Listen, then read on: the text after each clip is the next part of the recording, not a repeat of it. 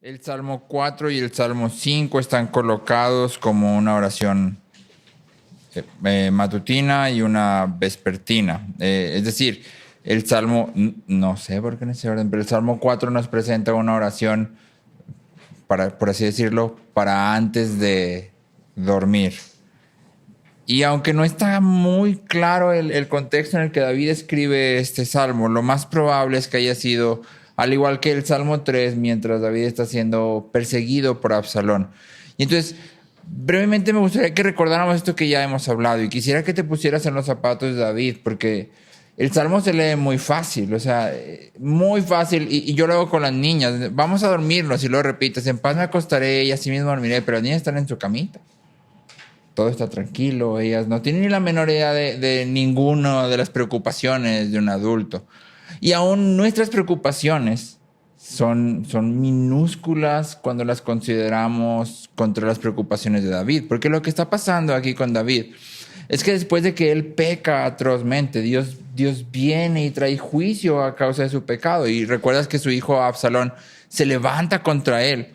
Y no solo se levanta contra él de manera abrupta, sino que Absalón es una persona muy inteligente. Y lo que hace es que literalmente la Biblia nos dice que roba el corazón del pueblo. ¿Qué entiendes cuando dice que roba el corazón del pueblo? ¿Qué crees que eso significa?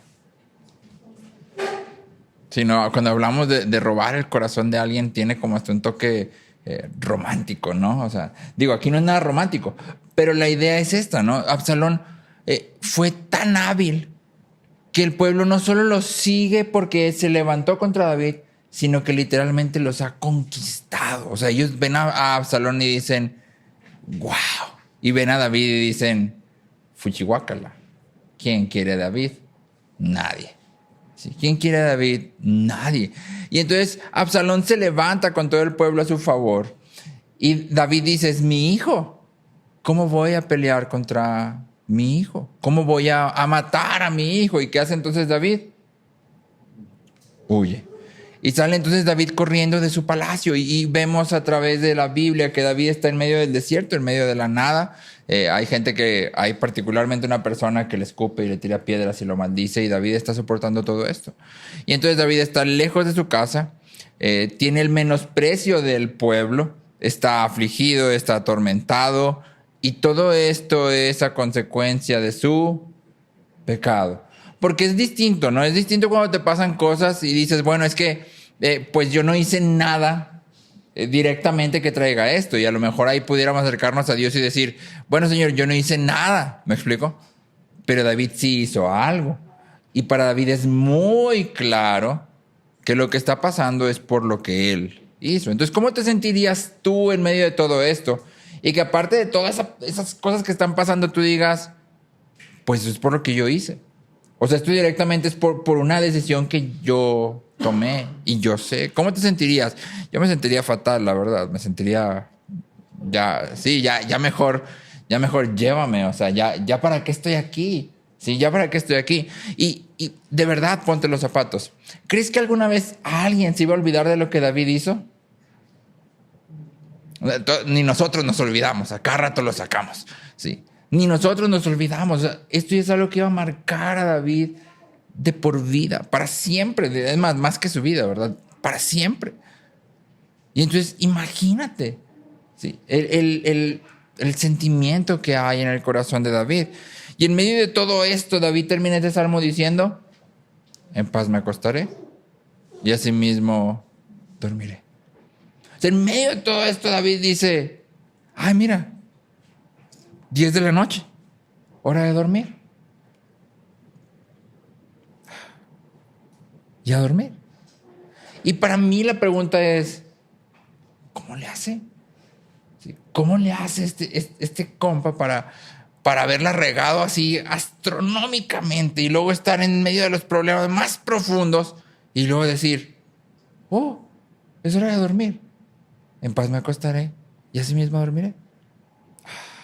Y con una piedra, porque aparte no está en su palacio, ¿verdad? Entonces aquí en vez de una almohada hay una piedra dura y él dice, en paz me acostaré y así mismo dormiré. No, yo no sé cómo lo hace, y yo no sé si tú sabes cómo lo hace, pero lo cierto es que en las últimas semanas el hecho de no puedo dormir, es algo que he escuchado con más frecuencia que antes, o tal vez he puesto más atención que antes, pero han sido varias las personas que han dicho, es que no pude dormir. Y cuando preguntas por qué, muchas veces la respuesta es, no sé, mi mente estaba simplemente dando vueltas y vueltas y vueltas y vueltas y yo no podía dormir.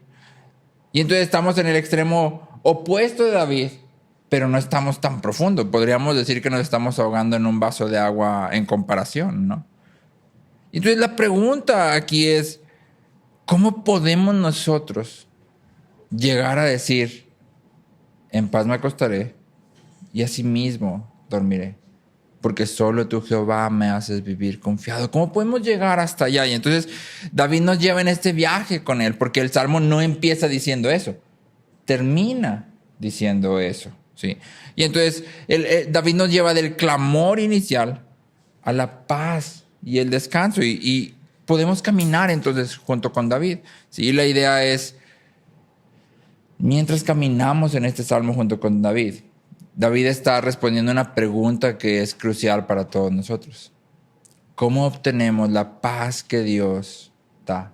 Hay un versículo que como cristianos nos encanta y es la paz de Dios que sobrepasa todo entendimiento, ¿no? Él nos va a dar la paz que sobrepasa todo entendimiento, pero lo decimos y luego andamos todos estresados, ansiosos, preocupados, desesperados, confundidos, ¿sí? Y entonces la pregunta es, ¿será que Dios no nos está dando su paz? ¿O será que se nos está pasando así por sobre la cabeza y en realidad está ahí, pero no venimos a tomarla? No venimos a decir, a ver, ¿qué está pasando? ¿Por qué no puedo disfrutar de la paz que Dios ha dado? Porque no la ha dado en Cristo, ¿sí? Y entonces vamos a caminar junto con David, ¿sí? Lo primero que David nos dice, luego empezando el Salmo, es algo bien claro. La pregunta es, ¿cómo podemos obtener la paz que Dios nos da? Número 1, depende de Dios. Depende de Dios. Y de manera práctica, depender de Dios significa orar, orar, orar, orar. Orar. Depender de Dios significa orar. Pero quiero que notes la actitud de David cuando David se acerca a orar, porque David comienza el Salmo diciendo, cuando clamo, respóndeme, oh Dios de mi justicia. Ten piedad de mí, escucha mi oración. Entonces David viene y tiene una actitud definida. Cuando tú y yo oramos, muchas veces damos por sentado que Dios nos escucha. ¿Qué hace Dios con nuestras oraciones? Nos escucha. Y ninguno lo dice, pero muchas veces en nuestros corazones se crea esta actitud de, pues es lo que Dios hace, ¿no? Escuchar. O sea, pues si yo oro, Él escucha, es como automático. Y no es automático, porque lo real es que Dios no tendría por qué escucharnos. No hay ninguna razón por la cual Dios esté obligado a escucharnos cuando oramos. Ninguna. La única razón por la que Dios nos escucha es porque Él es bueno. Es porque Él es bueno. Y entonces aquí hay una parte importante, porque aún en medio de todo el sufrimiento, David no pierde de vista que es la bondad de Dios lo que le permite acercarse con confianza. Cuando tú y yo sufrimos, generalmente venimos a Dios y empezamos a llorar. Y digo, no tiene nada de malo, pero empezamos a llorar y perdemos de vista que si no fuera porque Dios es bueno, ni siquiera podríamos orar. O podrías orar, pero serían palabras al viento. Y venimos y nos desahogamos delante de Dios como si Dios tuviera que escucharnos. Ay, Dios, es que tú no sabes lo mal que le estoy pasando. Es que esto y aquello. Y empezamos sí, en cierta forma estamos derramando nuestro corazón, pero más que una oración humilde como la de David, se escucha más como un reclamo, ¿sabes? Como un, qué mal me va, Dios. Y que es muy distinto a lo que David está haciendo aquí, porque David está diciendo, ten piedad de mí. escúchame. Por tu bondad, escúchame. Y luego David dice, antes he clamado a ti y me has aliviado. Literalmente lo que el Salmo dice aquí, que no lo traduce así casi ninguna Biblia, pero literalmente lo que dice aquí es cuando estaba en un espacio estrecho, cuando estaba en un espacio apretado, yo clamé a ti y lo que tú hiciste fue ensanchar el espacio.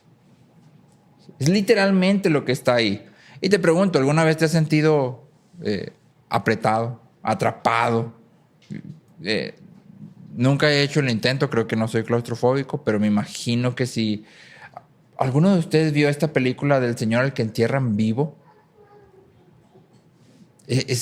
no tengo idea cómo se llama, pero es súper desesperante porque es un señor al que así lo meten vivo en un ataúd y le dan una lamparita. Entonces cuando él prende su lamparita, puede ver que está en un ataúd enterrado. Entonces imagínate la desesperación de estar ahí adentro en un espacio en el que no te puedes mover. ¿Alguna vez te has sentido así en tu vida? Estoy aquí en esta situación atrapado o atrapada. Estoy acorralado. O sea, no tengo ni para dónde correr. No puedo ni, así como que no puedo ni hacer esto para ya no verte porque no me puedo girar porque no hay suficiente espacio para ya no ver mi problema o ver a la persona que creo que es mi problema. ¿Alguna vez te has sentido así? Yo creo que yo me he sentido así algunas veces. Que no tengo ni para dónde correr. Y que lo único que queda es pues nomás esperar el golpe, ¿no? Y pues aguantar. Y ahí sí tal vez nunca te has sentido así. Lo real es que en realidad todos hemos estado así. Todos hemos sido esclavos del pecado alguna vez. Y hemos estado en un lugar estrecho que no nos permite ir a ningún lado y que no nos permite movernos de ninguna forma. Todos hemos sido esclavos de nuestras propias pasiones. Pero lo maravilloso de lo que dice David es, yo he clamado a ti y tú has hecho ese espacio estrecho amplio. Y eso es justamente lo que Dios ha hecho en Cristo. Siendo nosotros esclavos de nuestras pasiones, estando atrapados en este espacio que no nos deja movernos, clamamos y Dios literalmente, la Biblia nos dice que nos traslada del reino de las tinieblas al reino de su Hijo admirable. Y entonces convierte el espacio estrecho en un espacio no solo amplio, enorme, en el que somos ahora sí libres. Esa es la máxima expresión de la bondad de Dios. Eso es algo que todos hemos experimentado si estamos en Cristo, aun si nunca te has sentido atrapado. Créeme, has estado atrapado. Fuera de Cristo estás atrapado, estás encerrado. Pero Dios ha venido y ha mostrado su bondad y nos ha llevado a un lugar ancho, grande. Y piensa después de eso, ¿cuántas veces has clamado a Dios y lo que parecía estar así atascado y apretado se ha vuelto ancho? ¿Cuántas veces has clamado a Dios y has visto cómo Él ha respondido?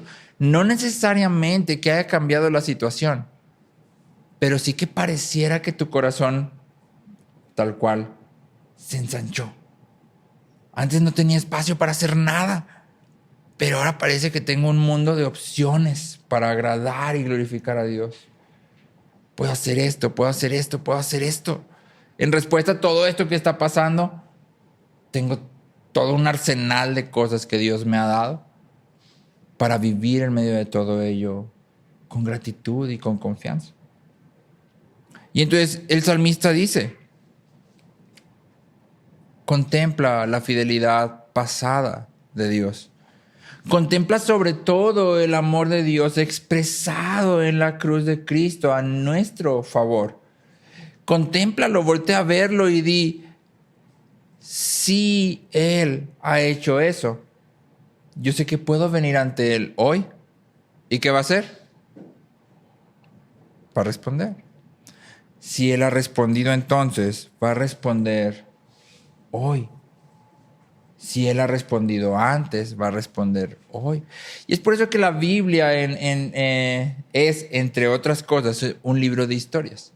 Las historias están ahí no solo para Ah, sí, mira, esto fue todo lo que Dios hizo. Y luego tú y yo decimos, ay, eso se escucha muy increíble. O sea, está padre, pero como que yo no, se me hace que no lo creo mucho. Pero están ahí para decirnos, todo esto fue lo que Dios hizo. Yo hace algunas semanas, no recuerdo cuándo, les preguntaba a los niños de la escuela, cuando Moisés está frente al Mar Rojo y luego el Mar Rojo se abre de repente y está todo el pueblo ahí frente al Mar Rojo. ¿Cómo te sentirías tú? Yo les decía, si yo fuera y yo estuviera con mis niñas y con Franci, yo no sé si yo me aventaría a cruzar el Mar Rojo. O sea, sí está seco, pero ¿cuánto va a durar? Yo nunca había visto nada de esto. O sea, ¿cómo sé que no voy a ir caminando por el medio y aparte mis niñas son bien lentas y cómo sé que no voy a ir caminando por el medio y de repente el mar se va a cerrar y me voy a quedar ahí? ¿Cómo sabes? No sabes, ¿verdad? No sabes porque nunca has hecho esto. No sabes. Y la pregunta que les presentábamos a los niños era, ¿quiénes de los israelitas pasaron? ¿Los que dudaban o los que creyeron? Todos. Tanto los que dudaban como los que creyeron. Y entonces la historia no solo nos muestra el milagro grandote de Dios, sino también nos muestra cómo Dios responde ante las personas. ¿Tienes dudas? No te preocupes. Yo sigo siendo Dios. Tus dudas no me limitan. Tus dudas no significan que yo ya no voy a poder hacerlo. Es que yo quería, pero es que tú estás dudando. Pues no, ya no se va a poder. Nuestras dudas no limitan a Dios. Podemos venir ante Él y decir, sé que has respondido. Hoy tengo dudas. No sé cómo vas a responder. Y podemos decir como el hombre que encontramos en los evangelios. Creo, ayuda mi incredulidad. O sea, yo sé que tú puedes, pero la verdad es que esto me cuesta trabajo. ¿Cómo hacemos esto? Venimos en oración. Venimos en oración delante de Dios. Hay una pregunta que hemos repetido mucho a lo largo del tiempo que hemos estado enseñando en la iglesia y la pregunta es chiquita. Dice, ¿qué es la oración? ¿Qué es la oración? ¿Alguien recuerda qué es la oración?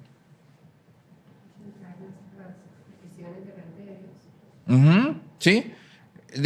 Hemos dicho que la oración es el ofrecimiento de nuestros deseos a Dios, de nuestras peticiones. En la oración es el ofrecimiento de nuestros deseos a Dios, en el nombre de Cristo, por la ayuda del Espíritu Santo.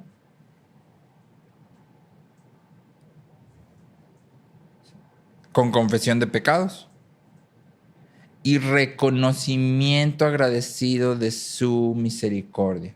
Entonces, fíjate bien, la oración es el ofrecimiento de nuestros deseos a Dios. Sí, primera parte, el ofrecimiento de nuestros deseos a Dios. ¿Qué estás haciendo? Ofreciendo. ¿Qué haces cuando ofreces? Si yo te ofrezco una papita, ¿qué significa eso? Si yo te digo, te ofrezco una papita y tú dices sí y agarras la papita, ¿qué pasa inmediatamente? La papita ya no es mía, ahora es tuya, ¿no? Si tú te comes la papita, pues te la comiste. Si se te cae la papita, pues se te cayó. Si dices, esta papita sabe re feo y la tiras a la basura, pues es tu papita. Ya no es mía porque yo te la ofrecí. Yo te la ofrecí. Y entonces decimos, la oración es el ofrecimiento de nuestros deseos. La oración no es la forma en que obtenemos lo que queremos, es la forma en que ofrecemos lo que queremos. Esto es lo que yo quiero.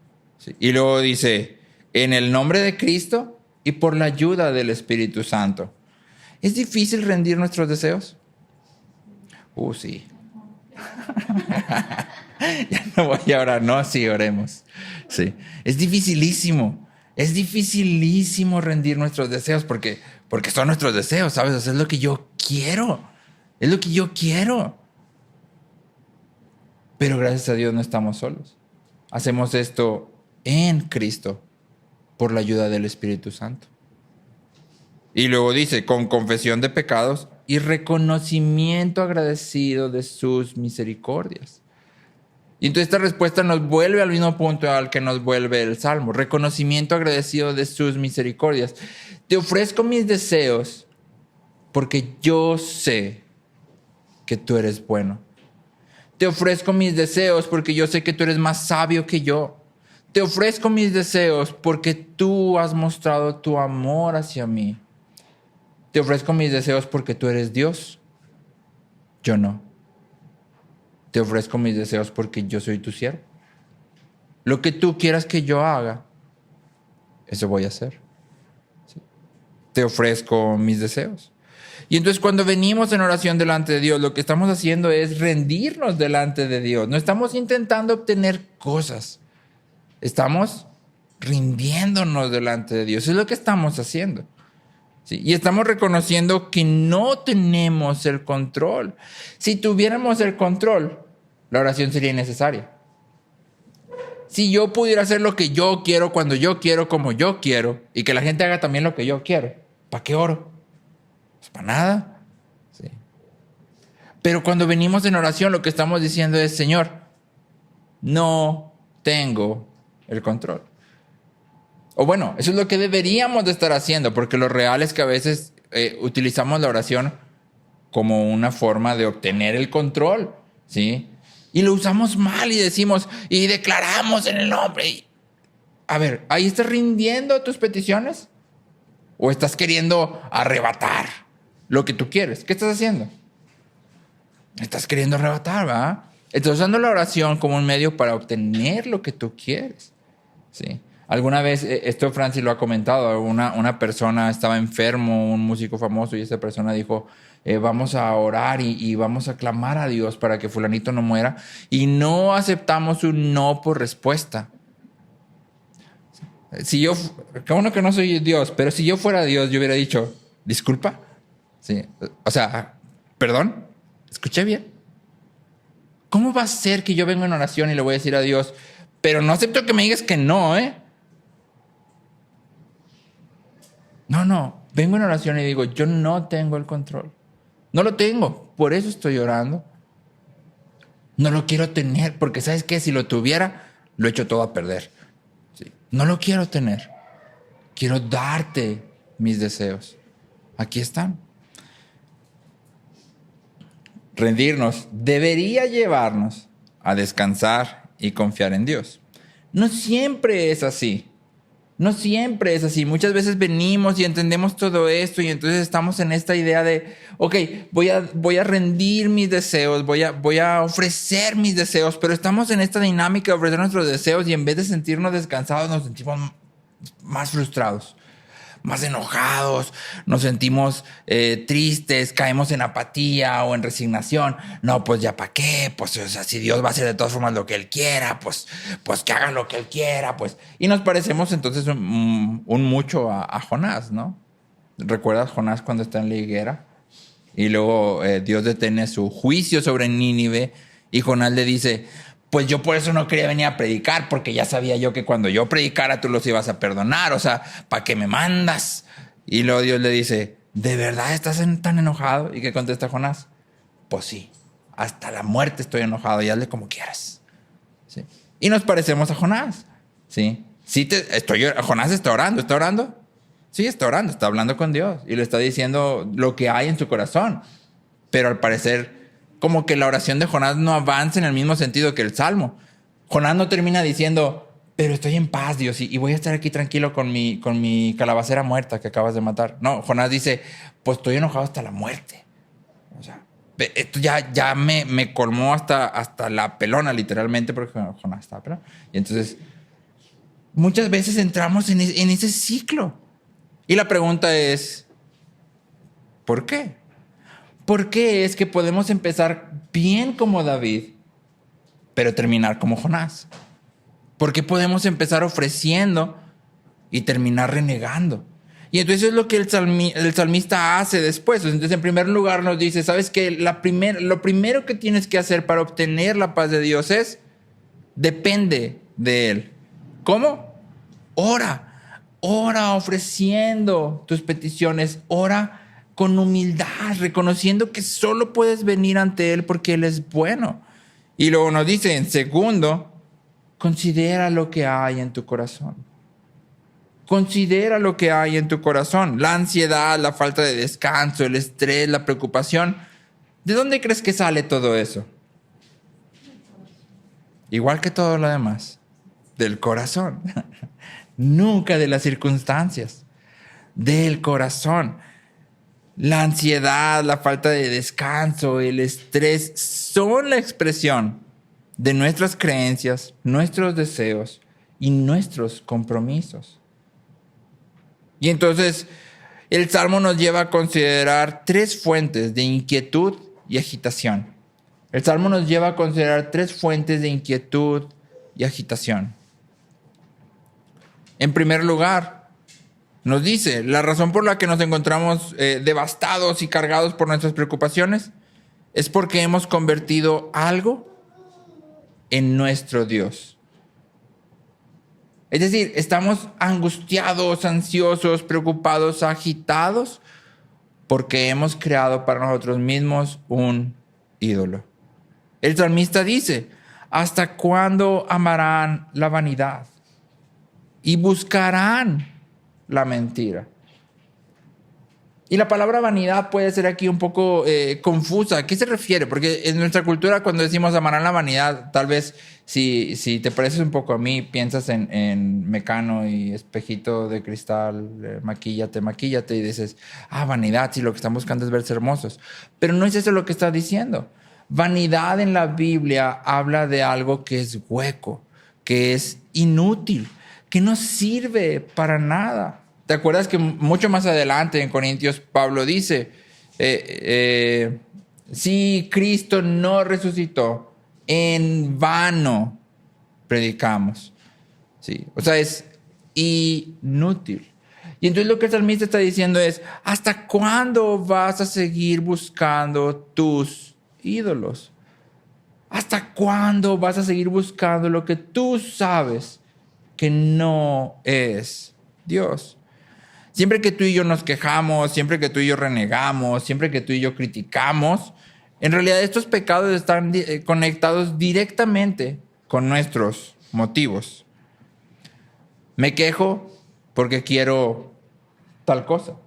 Me quejo porque temo que suceda tal cosa. Reniego porque temo que suceda tal cosa. Me enojo porque me temo que suceda tal cosa. ¿Sí? Me quejo porque creo que necesito X. ¿Sí? Me quejo porque espero que fulanito haga X o que suceda Y. Y cuando no sucede, me enojo, reniego. Y entonces cuando tú y yo respondemos estas cuatro cosas, quiero llenar el hueco. Temo que llena el hueco. Necesito o espero que cuando tú llenes esas cuatro, vas a haber encontrado aquello que está funcionando como tu Dios. Puesto de otra forma, ¿qué quieres? ¿Qué quieres de verdad quieres? Sí, y te pido sinceridad, porque somos cristianos y hablamos cristianés fluido. ¿Qué quieres? ¿A Dios? Amén. O sea, sí, yo no digo que no quieras a Dios, sí. Pero ¿qué dicen tus acciones que quieres?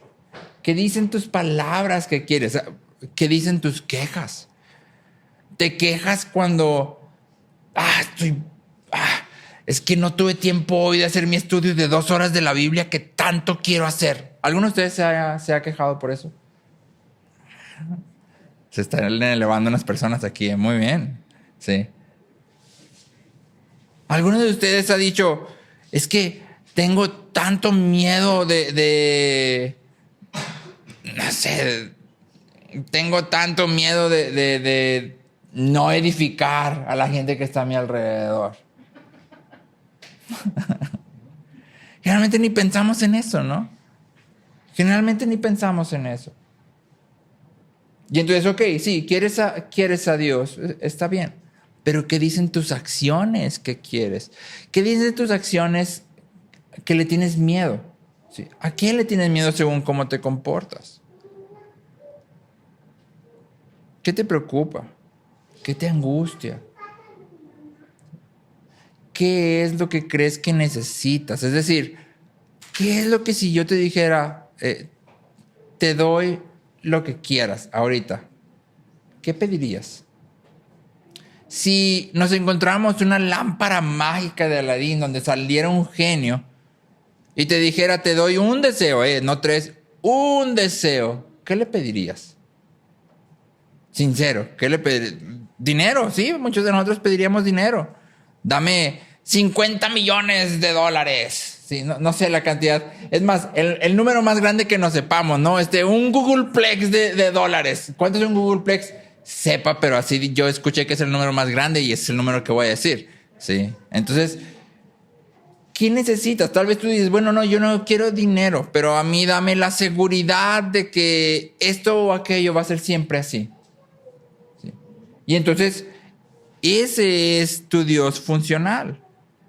Ese es tu Dios funcional. ¿Qué necesitas? ¿Qué pedirías? Y que tú digas, eso me haría completa y totalmente feliz. ¿Sí? Otra vez, somos cristianos, entonces nadie diría eso. Todos diríamos, o sea, si quiero a Dios y si tuviera esto, estaría increíble, ¿no? O sea, Dios más esto. Eso no se puede. ¿Sí? Dios más esto ya no es Dios. ¿Sí? Ya es un ídolo. ¿Sí? Si yo necesito a Dios más, ya no es Dios. ¿Sí? Ya es un ídolo. David nos lleva a considerar, si presentamos a Dios nuestra petición, si ofrecemos nuestros deseos, pero sin confrontar nuestra idolatría, la petición, la oración, nos va a llevar a sentirnos peor, no mejor. Si ofrecemos nuestro deseo, pero no destruimos el ídolo, entonces solo nos vamos a sentir más mal. ¿Por qué? Porque yo vengo delante de Dios, el Dios verdadero, pero el problema es que no es mi Dios. Yo tengo un ídolo. Y entonces yo vengo delante de este Dios que me exige, que me pide, que me dice, rinde tus peticiones. Y yo lo hago, pues porque es Dios. El problema es que no es mi Dios. Y eso entonces va a ser exactamente lo mismo que Jonás. Jonás está rindiendo sus peticiones. Jonás está diciendo, pues yo no quería venir. Pero no llega al descanso. Llega al enojo. Porque no ha rendido sus ídolos, no los ha destruido. Ahora el salmista no nada más nos dice, ahí está tu problemota, nos dice, ¿cuál es el antídoto para la idolatría? El salmista nos presenta un antídoto en el versículo 3. David nos dice dos cosas. David dice, número 1, el Señor ha apartado para sí al piadoso. El Señor ha apartado para sí al piadoso. Ahora, esta palabra piadoso que está ahí en realidad en el hebreo original es Hesed, que es una forma de Gesed. Gesed es la palabra que nuestra Biblia generalmente traduce como misericordia, pero en realidad siempre se refiere al amor de pacto de Dios. Es decir, más que misericordia, es amor que no cambia. Amor que está fundamentado en Dios mismo. Y entonces el salmista lo que está diciendo aquí no es que Dios ha apartado para sí al que se porta muy chido. Lo que está diciendo es Dios ha apartado para sí a aquel que Él ha amado. ¿Sí? Él ha amado a fulanito, sutanito, manganito. ¿Y qué ha hecho? Este es mío. Es mío. Y esta en realidad es la respuesta suprema para todos los que sufren. Eres mío. En la escuela, la primera pregunta que aprenden los niños es ¿cuál es tu única esperanza en la vida y en la muerte? Y la respuesta es que no nos pertenecemos a nosotros mismos, sino que somos en cuerpo y alma, en la vida y en la muerte de nuestro Señor Jesucristo. Esa es mi esperanza. No soy mío. Le pertenezco a alguien más. Le pertenezco a alguien que es mucho más sabio, que es bueno en realidad, bueno. Le pertenezco. Soy de Él. Y número 2, el salmista nos dice, el Señor escucha cuando clamo. El Señor escucha cuando clamo. Ahora, esto no significa que Dios va a quitar todas nuestras dificultades. En realidad, generalmente, no es que nuestras dificultades desaparezcan. Sí. La vida está llena de dificultades y gracias a Dios las dificultades no se acumulan infinitamente, sino que Él en su sabiduría nos da una tras otra, ¿sí? A fin de no destruirnos, sino refinarnos. Pero el salmista afirma, Dios escucha cuando clamo. Más adelante en el Salmo 56, el salmista dice, Salmo 56, versículo 8, tú llevas la cuenta de todas mis angustias y has juntado todas mis lágrimas en tu frasco. Esta imagen para mí es maravillosa. O sea, has juntado todas mis lágrimas en tu frasco. Como pensar en que Dios tiene un frasco donde guarda mis lágrimas, algo así como, ¿por qué guardaría las lágrimas de alguien? ¿Por qué las guardarías? Porque son valiosas. Porque son muchas. Sí, hay algunos que tal vez en vez de un frasco necesiten un tinaco, pero no se preocupen, Dios es Dios y puede guardar todas nuestras lágrimas. Pero piensa, ¿cuántas veces has llorado sin que nadie lo sepa? ¿Cuántas veces has llorado sin que nadie te vea? Y sin embargo, Dios dice, yo he guardado todas tus lágrimas. No hay una sola vez que hayas sufrido que yo no haya estado ahí o no me haya dado cuenta. El salmista sigue diciendo, has juntado todas mis lágrimas en tu frasco, has registrado cada una de ellas en tu libro. Y no sé para ti, pero para mí eso es maravilloso. Imaginarme que por razones muchas, hay ocasiones en que yo he llorado y nadie se ha dado cuenta. Ni siquiera a veces Franci. Y saber que Dios no solo me ve llorar, sino que literalmente guarda mis lágrimas. Y no solo las guarda así como que, ay, está llorando otra vez. Sino que las guarda y luego registra en su libro. Al principio comenzábamos con esta idea, ¿no? El salmista compara al hombre con la hierba. No sé si tú sabías, pero las plantas gritan. Es decir, las plantas tienen una forma de llorar. ¿Sí? Cuando tú cortas una planta, las plantas tienen una forma de avisarle a todas las demás plantas que hay peligro. Es una forma como de gritar, ¿me explico? ¿Alguno de ustedes ha escuchado a la hierba gritar?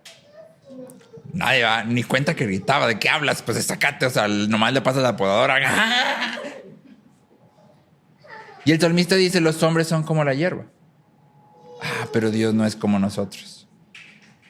Él sí nos ama de verdad. Él cuida de nosotros. Y entonces, ¿qué hace el salmista? El salmista te dice, ¿sabes qué? Puedes tener tu ídolo si quieres, pero déjame decirte algo, y esto es importante. El Señor ha apartado para sí a los que ama y los escucha siempre. Entonces, ¿qué prefieres? ¿Tu ídolo o a Dios? ¿Qué prefieres? ¿Tu ídolo que ni escucha, ni ve, ni habla, ni se mueve?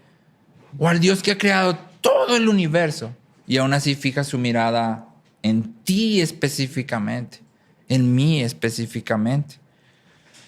Si tengo comunión con Dios y tengo su amor, si soy protegido por la soberanía de Dios, tengo todo lo que necesito de verdad. Si tengo comunión con Dios y tengo su amor, si soy protegido por su soberanía, tengo todo lo que necesito de verdad. Las cosas que están en peligro, es decir, vamos a pensar, yo tengo el amor de Dios, ¿sí? Soy protegido por su soberanía, tengo comunión con Dios. ¿Qué está en peligro? Bueno, déjame nombrarte algunas cosas que están en peligro. Soy más propenso a tener cáncer, lo cual significa que probablemente tenga cáncer en algún momento más adelante, ¿sí? Soy propenso a tener diabetes porque toda mi familia hacia arriba ha tenido, bueno, no toda, pero la mayoría ha tenido diabetes. ¿Sí? Muchos han tenido hipertensión. Soy propenso a tener hipertensión. ¿Sí? No puedo controlar cuánto viven mis hijas. Tal vez mañana ya no estén. No puedo controlar cuánto vive mi esposa. Tal vez pasado mañana ya no esté. No puedo controlar si la escuela sigue abierta, que es mi principal fuente de ingreso. Tal vez a unos niños, no sé por qué esta semana les dio por preguntarme, ¿qué pasaría si alguien se muere aquí en la escuela? Y yo como, no sé, no lo quiero pensar. Gracias. Sí. Pero imagina que algo pasara y la escuela cierra. Sí. Se puede perder mi principal fuente de ingreso. Así. Sí. Todas esas cosas están en peligro. Pero la fuente de mi gozo no está en peligro. Porque esas cosas no son mi gozo. Esas cosas no son mi esperanza. Y créeme, amo profundamente a mi esposa y a mis hijas. Pero no son la fuente de mi gozo. Sí tengo comunión con Dios y tengo su amor y su soberanía me protege. Tengo todo lo que necesito. Tengo todo lo que necesito. Si alguna de estas cosas pasara, en algunos más que en otra, probablemente me verías llorar desconsoladamente y destruido. Pero, Dios nos sustenta. Y eso implica que en algún momento, yo espero que si algún momento pasa algo trágico, sea más antes que tarde, yo pueda ser restaurado a considerar, Dios es mi gozo. Y entonces el salmista nos dice primero, considera tu corazón. ¿Tienes algún ídolo? ¿Tienes algún ídolo? En segundo lugar, el salmista nos dice, ok, la segunda razón por la que podemos encontrarnos agitados es porque estamos llenos de ira y de frustración amarga.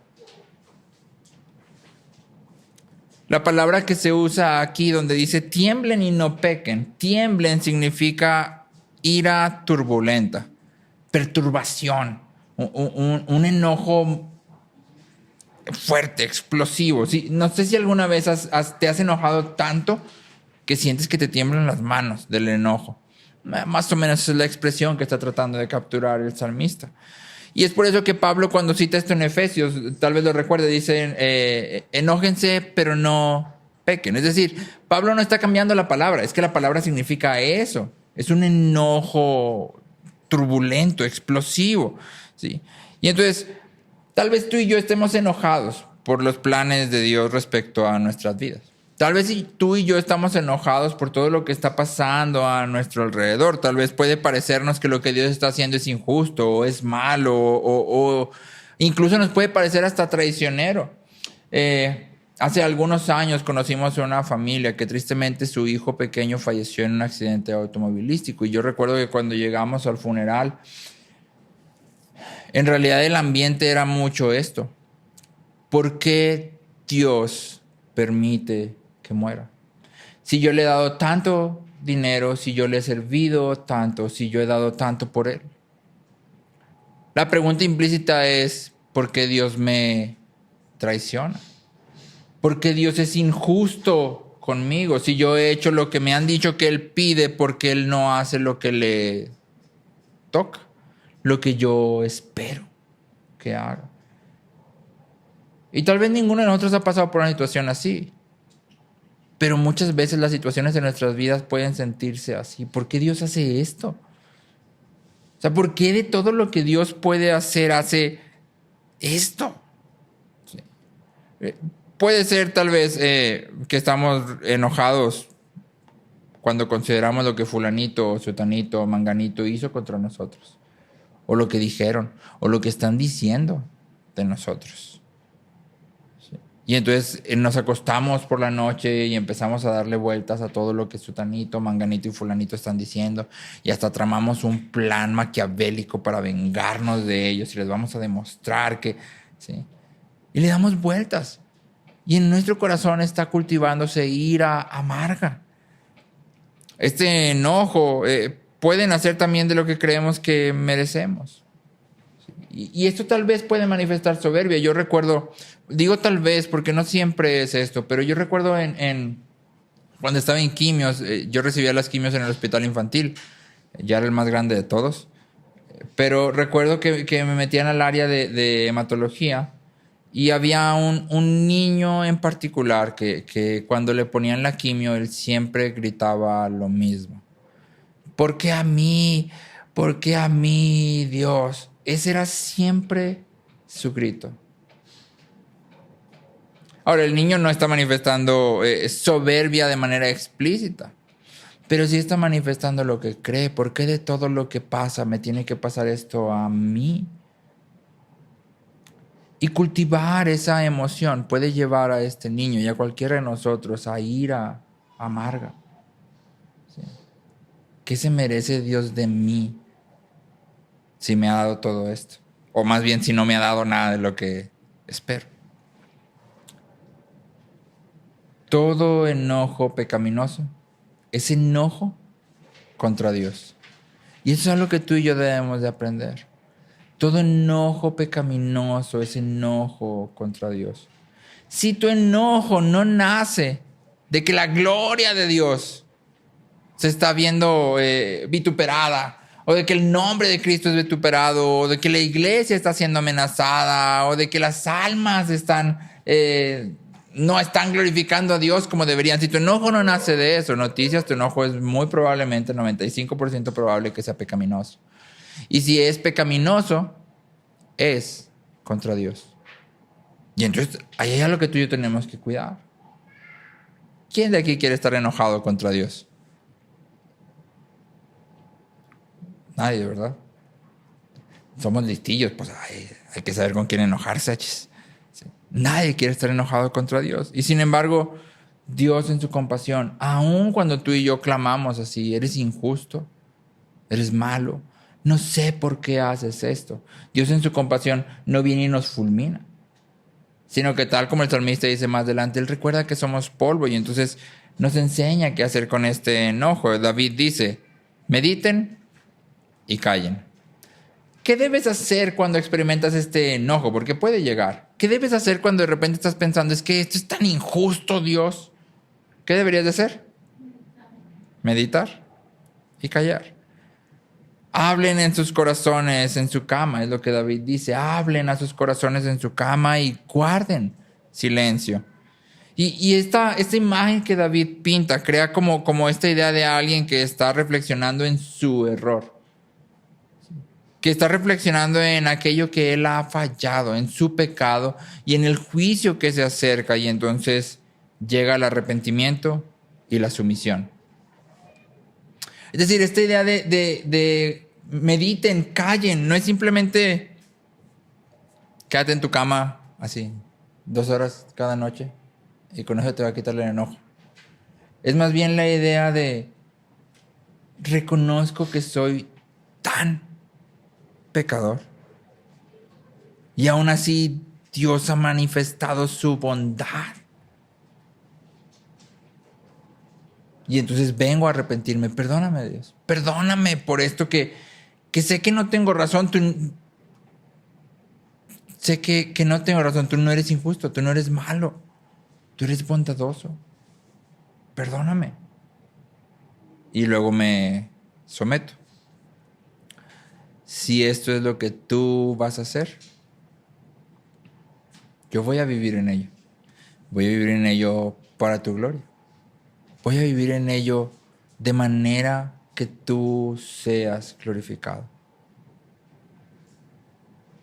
¿Cómo vencemos el enojo ante los designios de Dios? ¿Cómo vencemos este sentimiento de pareciera que esto es tan injusto? Derramamos nuestros corazones y meditamos. Nos arrepentimos y nos sometemos. Nos arrepentimos y nos sometemos.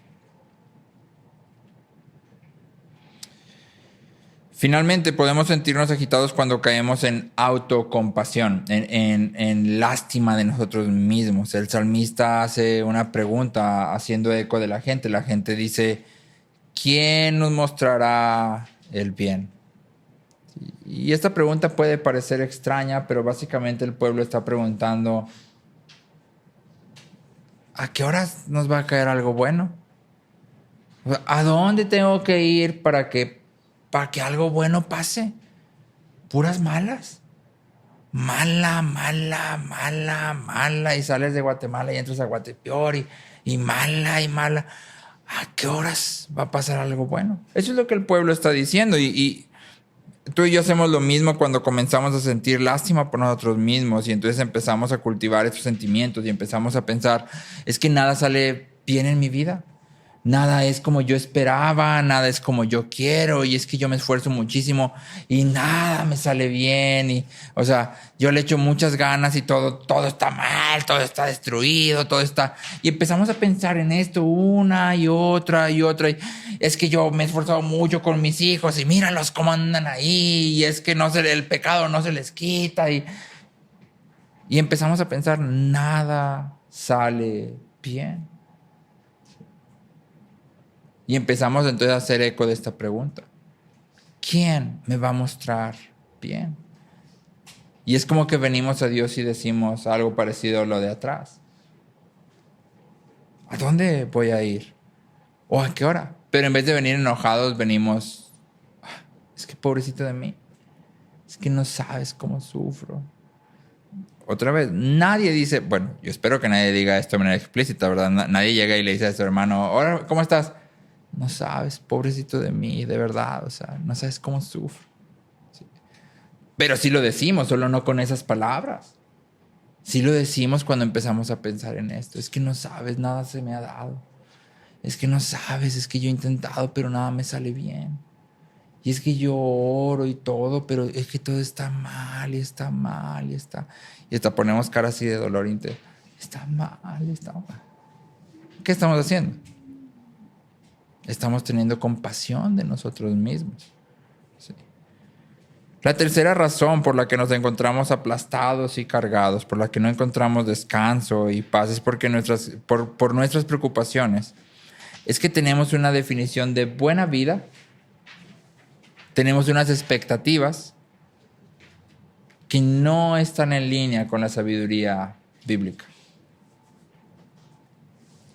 Nos sentimos agitados porque nuestra definición de buena vida no está alineada con la sabiduría bíblica. Te pregunto, ¿quién de los personajes bíblicos vivió una buena vida? ¿Quién de todas las personas que hay a través de la Biblia vivió una buena vida? Hagamos algún ejemplo. ¿Abraham vivió una buena vida? Abraham salió de casa de su padre y luego anduvo por ahí aproximadamente 3 décadas, 2.5, esperando que Dios cumpliera su promesa sin que Dios la trajera a cumplición. Nunca tuvo una casa propia, nunca. Sí. Y aunque tuvo mucho dinero, yo te pregunto, ¿de qué te sirve tener mucho dinero en medio del desierto? ¿Y de qué te sirve tener mucho dinero si nunca compras nada? ¿De qué te sirve? No es muy útil, ¿no? Si yo tuviera una cuenta en las Islas Caimán con un Googleplex de dólares, como dijimos ahorita, pero nunca lo uso, es lo equivalente a no tener nada. Sí. Adelanta mucho el tiempo. Podemos pensar en David, pues a David le fue bien, ¿no? O sea, David era un joven pastorcito que estaba ahí con sus ovejitas y de repente de la nada vino Dios y le dijo, tú vas a ser rey. ¿Qué más quieres? El problema es que de ahí en adelante la vida de David, en vez de ser más fácil, es más difícil. Tiene que empezar a huir por todos lados porque Saúl lo quiere matar. Y luego cuando por fin es rey, la cajetea horriblemente. Y la vida de David entonces no es una vida tampoco, en nuestros términos, una buena vida. Sus hijos cometen cosas atroces, sí, horribles, cosas que no quisiéramos nosotros que nunca pasaran en nuestra familia, jamás. Avanza todavía más. ¿Dirías que la vida de Jesús fue una buena vida?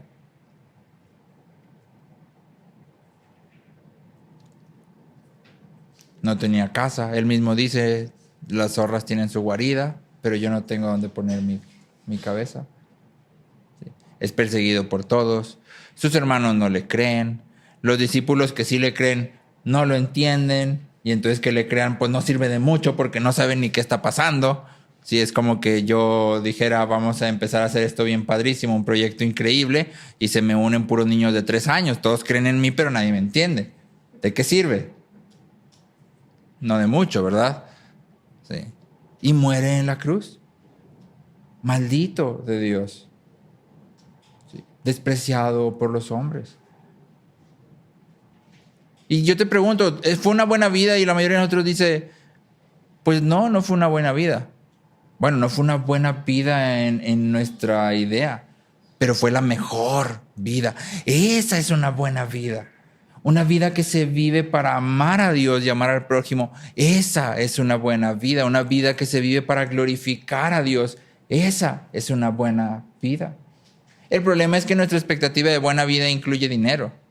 Incluye comida rica, éxito, viajes, sí, que la gente nos reconozca, eres increíble. O sea, a lo mejor no queremos ser ricos, porque tal vez ninguno de nosotros quiera ser rico, pero queremos cierto nivel, ¿sí? Queremos cierta idea de algo que nos dé seguridad, algo que nos haga sentir estables y que la gente diga, wow, qué gran cristiano es él. Todos queremos eso, esa es la realidad. Wow, quisiera ser tan cristiano como él. Y luego que vengan y nos pregunten, oye, es que tú sabes mucho, ayúdame. Y todos queremos eso, esa es la realidad. Sí. Porque definimos una buena vida en términos terrenales, en términos humanos. Pero la Biblia dice, no, es que la buena vida ni necesita reconocimiento, ni necesita dinero, ni necesita seguridad terrenal, no necesitas nada de eso para tener una buena vida. Es más, te puede faltar todo eso y tener la mejor vida. Porque eso es lo que Cristo modela. Y entonces cuando tú y yo empezamos a evaluar nuestra vida con base en las expectativas del mundo, en las expectativas terrenales, lo real es que vamos a empezar a sentirnos desesperados, agobiados, inquietos, afanosos, ansiosos, porque mi vida no es buena. Tal vez la cuestión es que tu vida sí es buena, solo que tienes tu mirada donde no debería de estar. Y entonces los versículos 6 y 7 que quiero leerte, el versículo 6 es lo que estamos viendo. Dice, muchos dicen, ¿quién nos mostrará el bien? Alza, oh Señor, sobre nosotros la luz de tu rostro. Y luego dice el salmista, alegría pusiste en mi corazón, mayor que la de ellos cuando abundan su grano y su vino nuevo. Y entonces estos dos versículos lo que hacen es que crean un contraste total. Sí, un contraste contundente entre aquellos que continuamente le están pidiendo a Dios lo que no tienen. ¿Quién nos mostrará lo bueno? ¿A qué hora me va a tocar que me vaya bien a mí? Entre aquellos que constantemente le piden a Dios lo que no tienen y aquellos que están totalmente abrumados ante Dios por todo lo que Él ya les ha dado. Porque el salmista dice, me diste alegría mayor que la de ellos cuando su grano está full y el vino está nuevo y está. Que en su cultura eso era decir como que tenían un Googleplex de dólares y muchísimos deleites y bienes. Eso es lo que está diciendo. Sí. Y el salmista dice, yo soy más. Y nota, dice alegría, porque a veces decimos gozo y el gozo ciertamente incluye alegría, pero somos muy cristianos y nos gusta separar el gozo de la alegría. En realidad no se pueden separar como tal. Y entonces el salmista dice, tengo más alegría que ellos. Pregunta, del 1 al 10, ¿cuánta alegría tienes?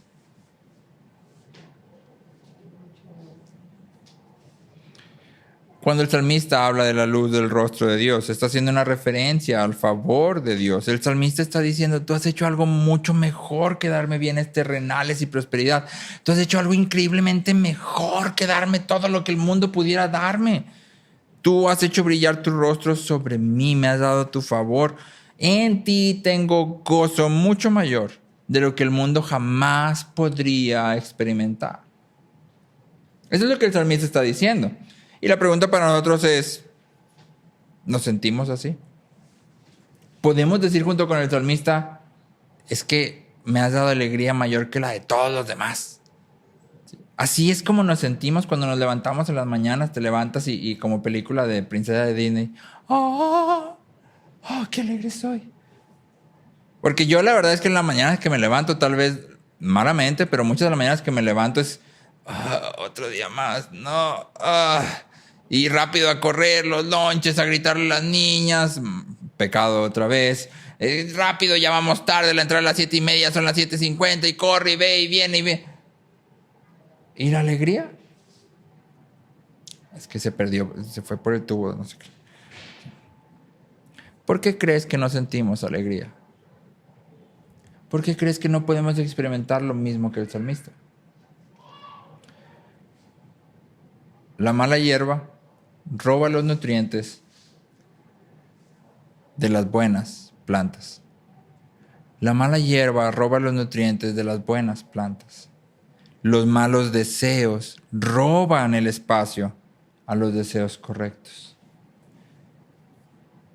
Los malos deseos roban espacio en nuestro corazón a los deseos correctos. ¿Por qué no experimentamos la alegría del salmista? Porque le estamos dando demasiado espacio a los deseos incorrectos.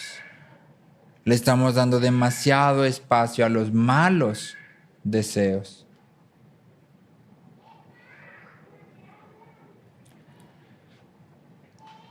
Y entonces el salmista nos ha dicho, ¿quieres obtener la paz que Dios da? Depende de Él. Examina tu corazón.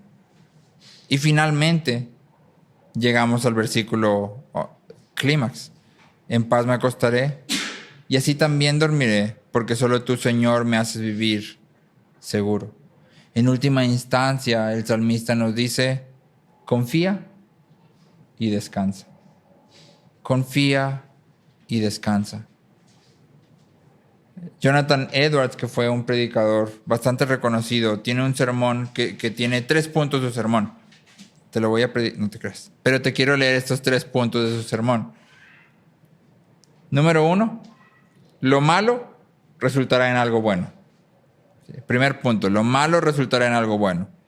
Segundo, lo bueno que tenemos nunca nos podrá ser quitado. Lo bueno que tenemos nunca nos podrá ser quitado. Tercero, lo mejor está por venir. Y está hablando aquí de la eternidad. Lo mejor está por venir. Entonces, conecta esas 3 ideas. ¿Sí? Todo lo malo va a ser usado para lo bueno, para bien. Todo lo malo va a ser transformado en algo que dé fruto. Todo lo malo va a ser usado para bien. ¿Sí? Como cantamos muchos domingos, yo sé que estás obrando en todo lo que haces, todo para tu gloria y mi bien. ¿Sí? Todo lo malo va a ser usado para algo bueno. Número 2, lo bueno que tienes, nadie te lo puede quitar. Nadie. Y número 3, lo mejor está por venir. Si viviéramos nuestra vida con esas 3 ideas aquí clavadas en la mente y en el corazón, ¿cómo la viviríamos? Pues increíble, ¿no? O sea, sería de película nuestra vida. Estaríamos todo el tiempo alegres, tal cual. Debemos vivir asombrados del acceso que tenemos a Dios. Deberíamos de vivir asombrados del gozo de saber que le pertenecemos. Confía en el Señor. Él te ha apartado para Él mismo. Le perteneces. Los sufrimientos de esta gloria, lo único que pueden hacer es aumentar tu gloria y gozo futuros. No podríamos estar más seguros. Le pertenecemos al Dios que ha creado todo el universo. No podríamos estar más seguros. Y entonces David nos invita al descanso, a la paz, y nos dice, el descanso es la decisión de probar y ver que Dios es bueno. El descanso es la decisión de probar y ver que Dios es bueno. Agustín de Hipona escribió: Señor, nos creaste para ti, y nuestro corazón andará siempre inquieto mientras no descanse en ti.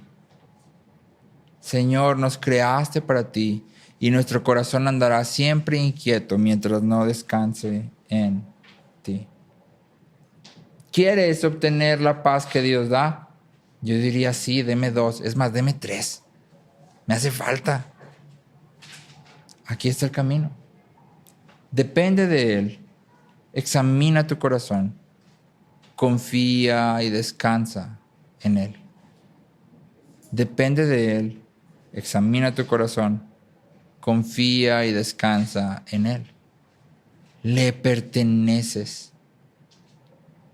Y Él es bueno y todopoderoso. ¿Qué más quieres? ¿Qué más necesitas? Le perteneces al Dios todopoderoso, que todo lo sabe, que todo lo ve y que puede hacer y que de hecho hace todo lo que Él quiere. ¿Habrá otro lugar donde estemos más seguros? Creo que, claro que obvio que por supuesto que